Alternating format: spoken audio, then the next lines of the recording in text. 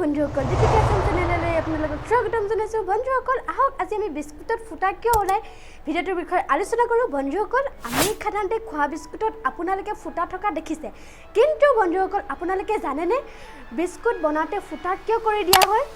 বন্ধুসকল আজি মই আপোনালোকৰ আগত কবলৈ আহিছো বিস্কুটত কিয় ফুটা কৰা হয়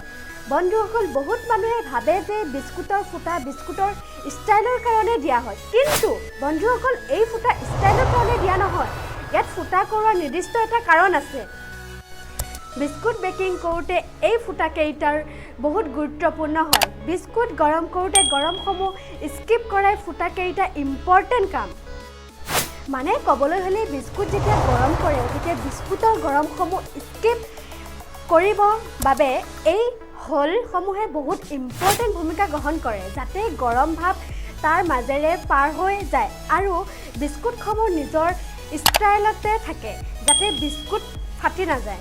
গৰমৰ কাৰণে নহ'লে বিস্কুটৰ ষ্টাইল সলনি হয় যাব এই ফুটা দি গৰম ভাৱ ওলাই থাকে যাতে বিস্কুটসমূহ নৰ্মেলত থাকে বিস্কুটসমূহ ভাল বনে আৰু যাতে বিস্কুটসমূহ ভাগি নাযায়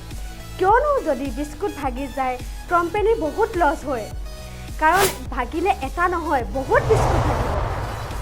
সেইকাৰণে বিস্কুটত ফুটা কৰি দিয়া হয় যাতে বিস্কুটটো ভাল হয় আৰু খাবলৈ ভাল হয় আৰু যাতে বিস্কুটত একেটা সাইজতে থাকি যায় বন্ধুসকল আপোনালোকে জানিছিল নে বিস্কুটত ফুটা কিয় কৰি দিয়া হয় বন্ধুসকল যদি ভিডিওটো ভাল লাগিলে like comment share and subscribe কৰিব আৰু লগতে বেল আইকনটো প্ৰেছ কৰি অল কৰি ল'ব